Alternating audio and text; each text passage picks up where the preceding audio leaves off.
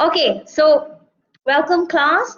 Today we're going to talk about ethical news values. If at any point you can't hear me, please raise your hand up and let me know. If it's unstable, then I can do something about it. If not, I will keep on talking.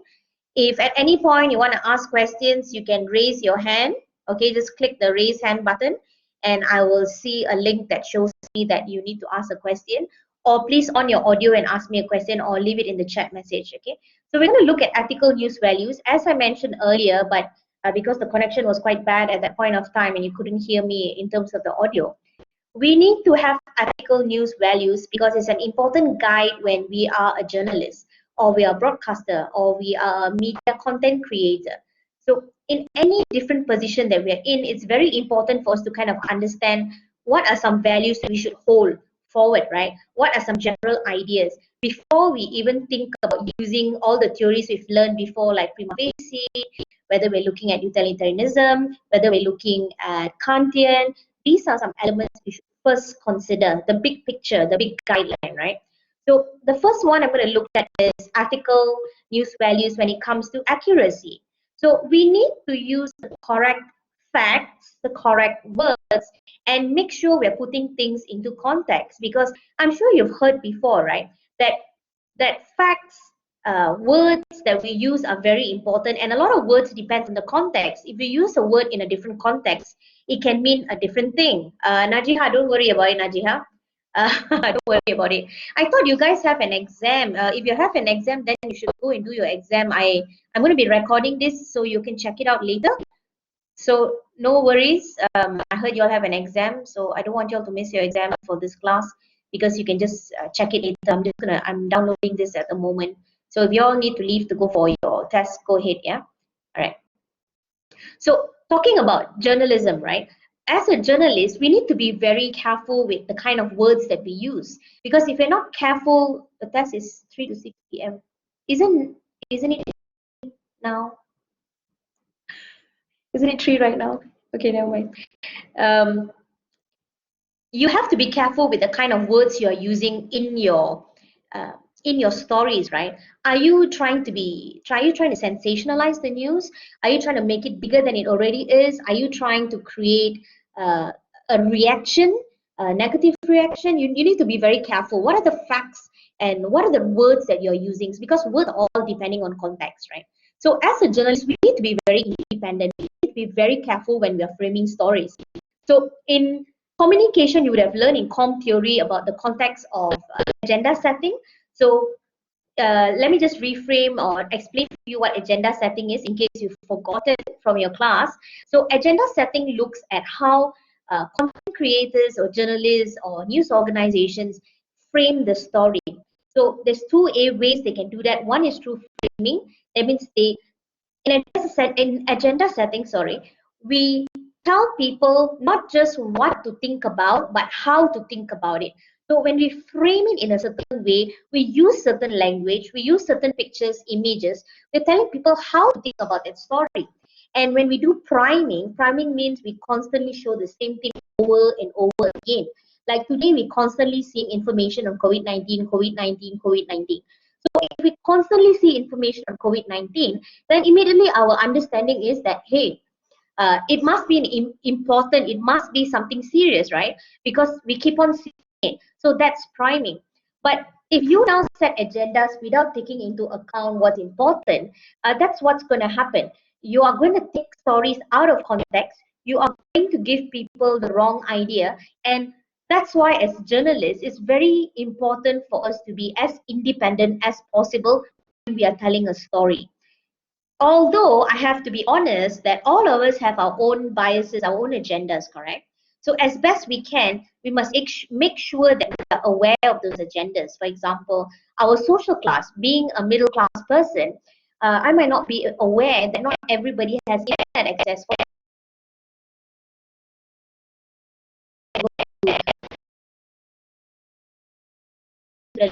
So I must think about this and upload it in other people can access and so on. That is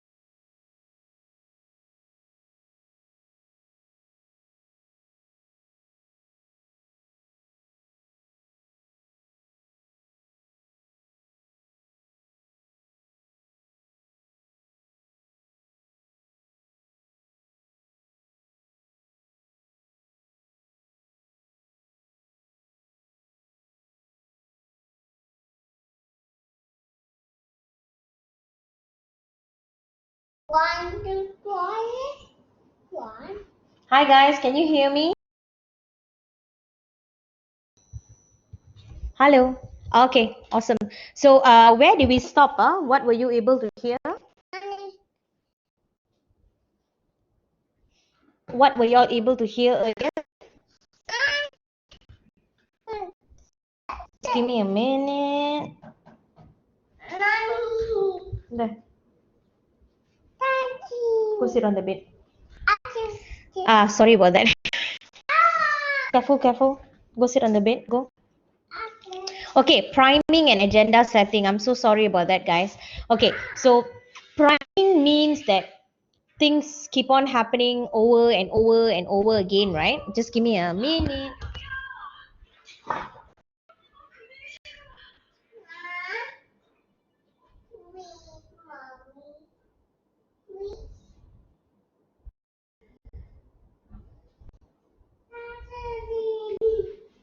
No making noise, okay?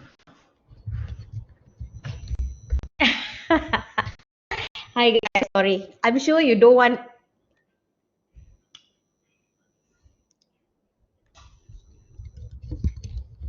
If she joins the class, y'all won't be able to study. Trust me, okay? So I've occupied her for now. All right. So going back to priming and agenda setting, right? So under agenda, there's two. One is priming and one is framing. So as I mentioned earlier, priming is that means they keep on showing you over and over again. So if we keep on seeing COVID-19 over and over and over, it tells us that, hey, this is important. We should worry about it. If you keep on seeing messages telling you stay at home, stay at home, stay at home, it tells you that, hey, I better stay at home. This is quite. So priming kind of repeats the story over and over again. But if we are not accurate, meaning when we are framing the story and we are simply showing the thing over and over again, like last year in America, what they were doing is they keep on showing shootings in schools. So some of the issue, even though the issue had happened like 6 months ago or the year before, they used that footage to show people over and over again, to tell people that, hey, this is a serious issue, you should go against gun laws, because in parliament they wanted to discuss about taking away guns from people, right? So they wanted to influence the outcome. So when you're doing something like that, are you really being accurate? You're not, right? So as a journalist, this is to talk about as a media practitioner. So regardless of which field, whether PR, you're in maybe, like I said, a broadcaster, whether you're a radio announcer, you have the ability to frame a story. How you do it is depending on how ethical you are. All right. So sometimes our gender, our ethnicity, you being of a certain race, you being from certain areas can kind of define why you behave in certain ways. So you need to be cautious, like, okay, I'm a woman, but I cannot be overly using all my so-called facts that I'm a woman and I want to do it in this way. All right. Or being of a certain ethnicity. So when I write my stories, I have a slant. You can do that. All right. Cannot lah, cannot let her join the class, or we'll have no class. All right, maybe or at the end I will let you see her. Okay, so next one is confirmation. Okay, so when you are writing a story, you need to confirm, right? Is that story correct? Is the news you're getting correct? The person you're interviewing, is the person credible? So when you're writing articles, you will definitely have to handle scrutiny. That means from outside the newsroom as well as inside. So the discipline of, when we talk about confirmation, the idea is that we need to be able to capture as best we can, right, the truth in the most hardest or complex of situation. We cannot take for granted and say, oh, I didn't know he was lying. How am I supposed to know? You can't be like that. You have to be the person that checks, validates the information. I feel like right now you're getting bombardment of messages on social media telling you about what's happening with COVID-19. There are people dying. Sometimes there was a news a few days ago that they shared on our mass comm academics group, and some of the lecturers were freaking out. They were saying men are more highly impacted by the disease compared to women. And then there was news floating around saying that Indians don't get affected. So all these unnecessary or untruths can have a lot of impact. Like blood group A, you're in trouble. If you are in blood group A, you can get COVID-19. So all these untruths are sometimes the reason behind it is because of non-confirmation. You just hear something and you report on it. So you as a journalist, you as a media practitioner need to double check. All right. Are you all following so far? Everything good? Can hear me clearly? Because we were having some problems with the audio and video earlier, right? Okay, good, good. Okay, next one. So far, can understand? If any questions, you have to ask me. Okay, tenacity. So, what's the meaning of tenacity? That means we need to put that extra effort. We need to put that energy into it. So, we need to know. Okay, if I'm writing about this story and I feel the story is not sufficient, I need to have the tenacity, the energy to go and find out more things from a personal and institutional basis. So, from a personal side, I need to put more passion into it. I need to do maybe extra work. I need to follow up, and an institution is what resources I can get from. So sometimes what drives us as a journalist or media practitioner, or even in other fields, right? It depends on how much passion we have. And if we put that passion in, we can actually find out more about that story. We go that extra mile to make sure that not validate, but we find all angles of a story. And sometimes when we don't have that access to certain resources in an institution, like you're working for NST, maybe you don't have the resources, though they don't give it to you. So that can kind of put us in a very difficult position. Or sometimes we have what we call the 24/7 news cycle. So news is coming to us every single time, every part of the day. And we need to be cautious that we don't just put news out for the sake of it, that we don't, that if you're not being careful, we don't put enough tenacity, we big stories just like for the sake of having a story we put in. If not, we don't really care, we don't put enough effort into it. So we can't just take it easy and just like, as long as I have a story there, it's fine. Okay, so we have to be cautious about that. And you must be, when we're talking about ethics, we must trust the journalist or the media practitioner to act independently and not part of a pack. Because sometimes what happens is, just say you are going for an event, I'm going for an event, Najiha is going for an event, and Andrea is going for an event, Xiao Hui, we say, okay, all of you, guys, y'all are going for the event, right? So I no need to go. So the rest 15 people who are journalists don't go, because everyone has a different way of telling a story, delivery, depending on which organization you're from.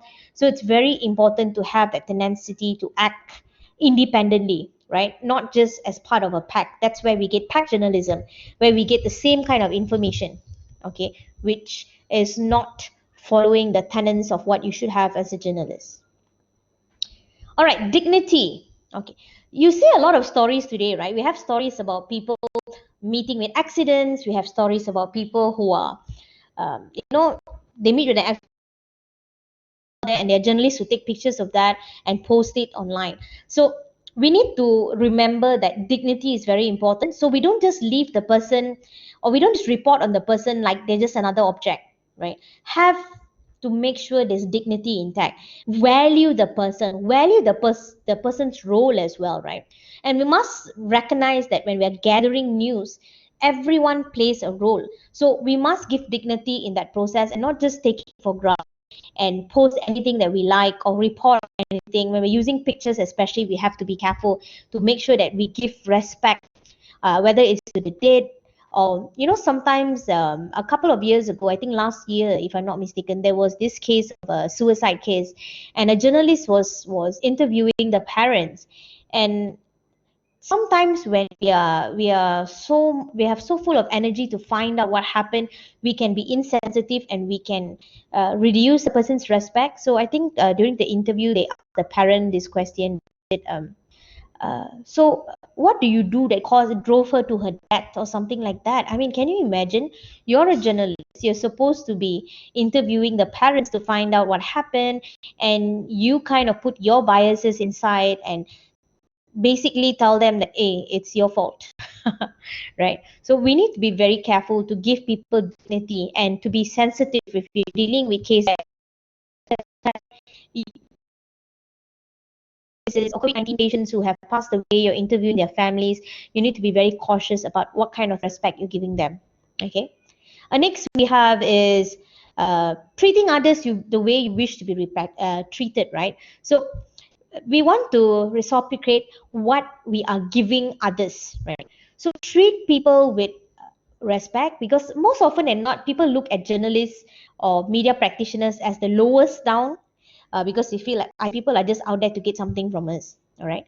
So we need to understand as well that we want to portray or display that as a media practitioner, we are both together with our audiences. We are partnering in getting information and putting information out. For example, all of us are sitting at home today and we don't have access to the outside world. We are not free to walk around as we like, and that can be very, very disturbing and painful as well, because we don't know what's happening. And that's why reporters come in very handy, because we want to know what's going on in the world, and they tell us what's going on, what's happening, how it can help us. So we have to understand that when we are a media practitioner, we make sure that how we want others to treat us, we treat them as well. So that we build kind of a trust-based relationship, and it helps us. Yeah. Okay. Next, I want to show you sufficiency. So we have to understand that as a media practitioner, we need to make sure that we give enough resources to a particular important issue, be thorough, check every document, every fact before we begin to write. So don't just simply kind of allocate things without thinking through to the process of you actually gathering as well as delivering that news.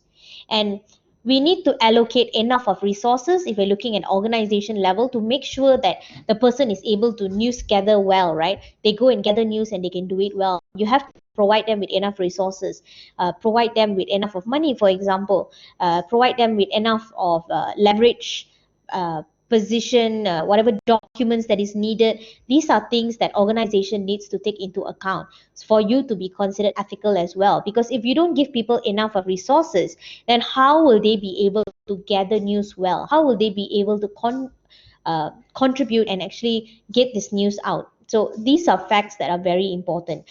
Just want to check with all of you. Are you able to understand so far? Any questions? Any questions? Okay. Next, we have equity. Okay. All good so far? That's everything good so far? All right. Very good. Okay. Next, equity. So when we write, you notice I didn't put the word there, fairness.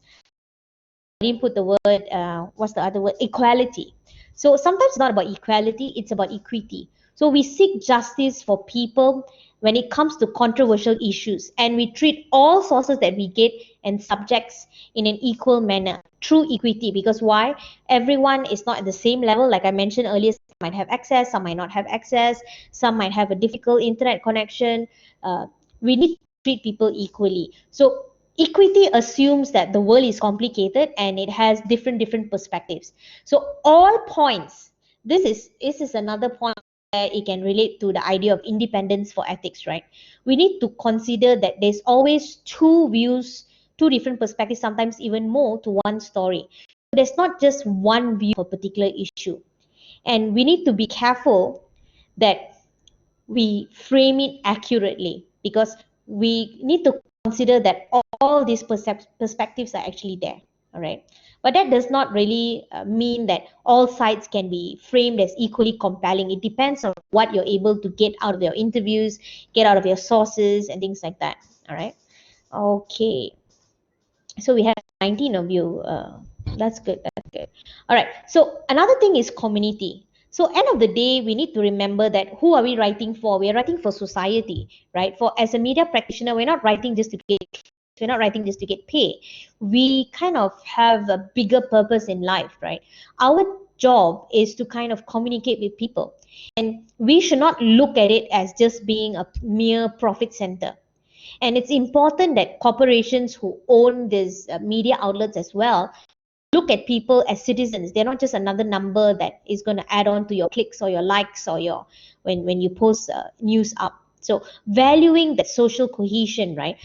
Valuing people, valuing communities that contribute towards an organization, contributes towards the people reading your articles and things like that. That is very, very crucial in this day and age. Okay. And the next one we have is diversity. So diversity covers basically all segments of the audience, and you need to be fair and you need to also be cautious. So remember the first part of it, I talked about us looking at what do you call it, words that we use, right? So when you're a journalist, I'm sure you've learned, or you're going to be learning, I'm not sure if you've learned it already, but introduction to journalism, right? When you are speaking, you should be careful of the level of ethnicity, for example, right? Are you using race when you're discussing someone? Is it necessary? So in terms of ethnicity, you're not supposed to mention what race the person is unless it is relevant to the story. If you look at a lot of our local newspapers, they do that very often. Race is a huge determination when they're putting out their news, which is not a very good thing. So you need to be cautious to make sure, hey, if I'm actually sharing something, I'm going to be sharing some news, it has to have a reason. You don't just simply share and put the person's attitude.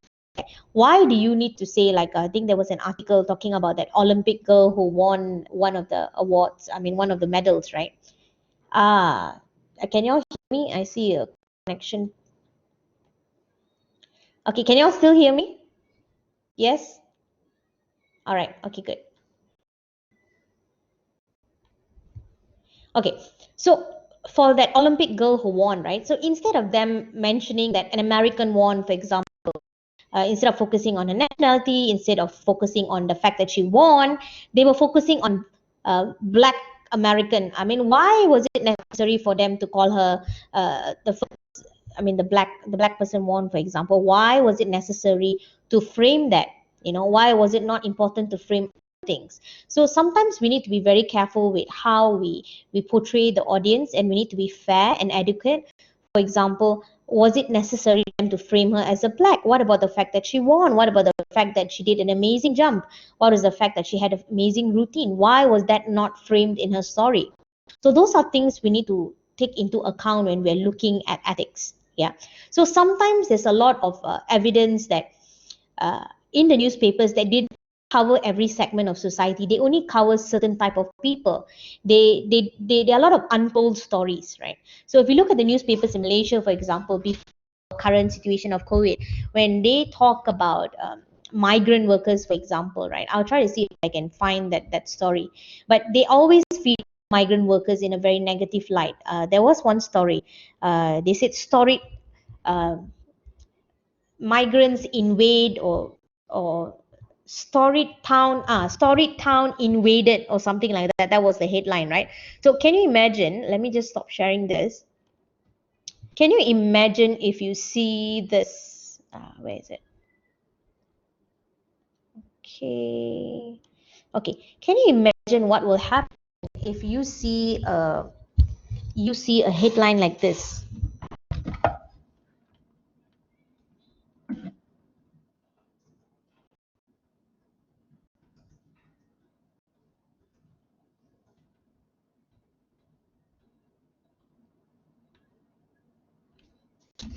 Okay, can you guys type for me, what do you think when you see a headline like this? What does it mean to you?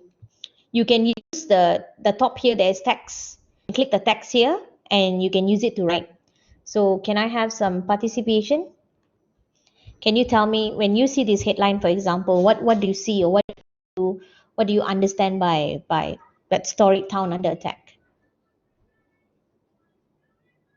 Hello.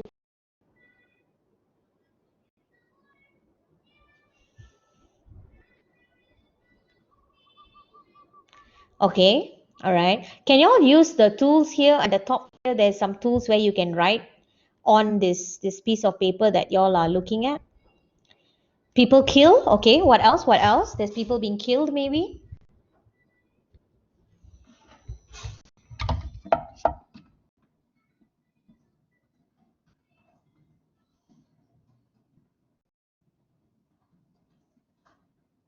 Hostage situation. Voldemort has come for Harry. All right. What else?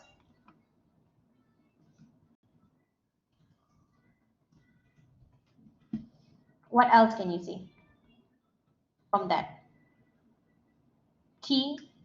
Or you all are still writing. Terrorists. Yes, the town get damaged. There's terrorists. What else? Okay. Sounds like a city facing a terrorist attack. Dictatorship. Okay. What else? World Trade Center. What else? So if I were to tell you what the story is about, you'll be very, very shocked. Okay, so I'm trying to actually open up the story here so I can show you what the story was actually all about. I'm going to share my screen right now. Let me know if you can see it. Give me a minute.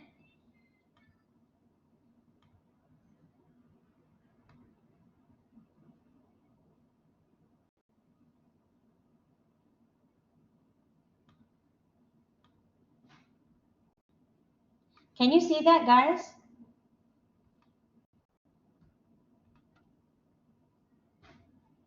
Can you see the story? Can? Okay, very good. So if you look at this, okay, if you look at the story, right, it says storied town under attack. So let me just read you the first paragraph by Arnold Lowe. See, yeah, no locals here. Bangladeshis crowding the summit at the main bus terminal Bukit Matajam, Penang.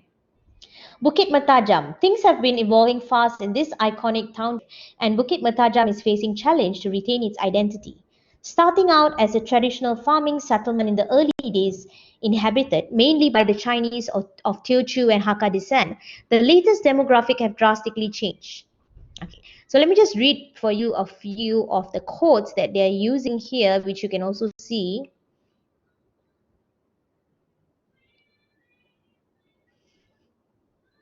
Carpet trader Suryanka B. Patel, who was born and bred here, asked, they're supposed to be in Malaysia to become workers. Why are they then allowed to do business? He's the second generation owner of his carpet shop in Jalan Dato' O Chui Ting. All right. Then another guy says, you see the red splotches by the roadside? That's what they spit out after chewing out beetle nut leaves, he said in frustration. Okay, let me give you another quote. Um, I'm in the renovation business and work with many foreigners, and they confess this to me. Uh, the prostitutes charge between 20 and 50 ringgit for their service. The foreigners told me the women are older locals, in referring to the number of foreign men led to sprouting of brothels. Okay, so can you see all this sharing? And if you look back at the board, exactly, they're just using it to gain headlines, right? So look at it, look at it. Yeah. Do you remember earlier the screen, right? The whiteboard screen. Everyone put their terrorists. Everyone put their all these different elements there, and I didn't. But can you hear me? Oh no.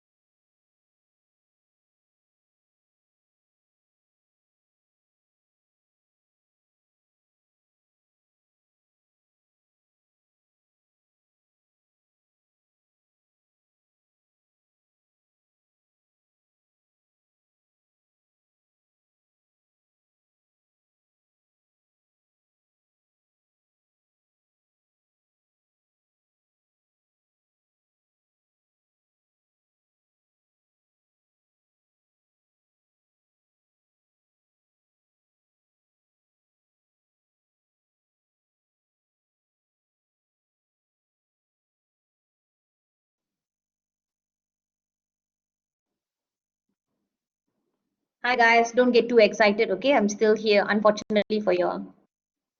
Can you hear me? Unfortunately, I don't know how to take these weeks as a break, okay? I'm still very hardcore. So that's unfortunate for you guys. So back to what I was talking about, right? The story town under attack. So if you look at the story, right, it talks about how Bangladeshis and how the foreigners are taking over their town, taking over their business. People are buying their, not buying from them anymore. I'll also share with you the story so you can read it up later. But you see, end of the day, they're portraying the story in a very negative light. And the fact that the headline, like earlier one of you said, right, Miss Aditi is trying to get uh, people's attention, right? So they're just trying to get people's get people to kind of click the story, but are they being ethical in that story? How ethical are they? Are things that you need to think about. Yeah. Can follow so far? I'm sorry, Blackboard is doing all kinds of funny things today. I don't know what's wrong with the collaborate. Usually it works quite well, but maybe a lot of people are also using it. That's why. Okay. So can I show y'all? I want to show y'all a video in regards to the 5 principles. Yeah, definitely, right? It's unethical because they are not thinking of, are they being, let's go through the elements I just explained to you earlier, right? So let me share you the whiteboard. Can anyone tell me what you remember from what I just explained to you? What are some elements that we talk about? Yeah, you can use it as your case study, definitely. So what is the first element I taught you earlier? Anyone tell me? What's the first element? We looked at accuracy, right? So what ethical value have I taught you so far? Accuracy, someone? 2? Hello? You're not paying attention, girl. Tenacity. What else? Confirmation, correct. What else? Equity. What else? All right. You're opening my slides, is it? Very good. Okay, we have yes, dignity. We have thank you very much. Diversity. All right. Okay, so these are the elements that we have. Let me make it a little bigger so it's easy to see. So we have accuracy, we have tenacity, we have diversity. Dang, I'm on fire. We've got sufficiency as well. Just give me a minute. Okay. Sufficiency. We have community. So if we look at all these elements here, let's look at that particular article we just looked at, right? Dang, I'm on fire. Okay. Okay. Tell me if they have followed any of this that we have on our screen now. Dignity.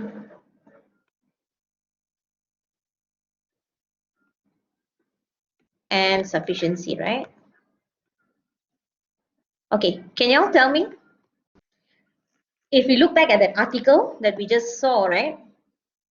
Does it really follow any of these values? Which values have they really followed? What values have they followed, guys?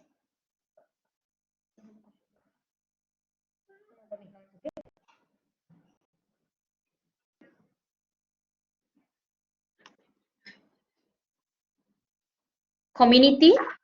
Okay, they have not followed the value of community. None at all. So none of the values. Okay, can we go one by one? Can we first look at accuracy? Which part of accuracy did I not follow?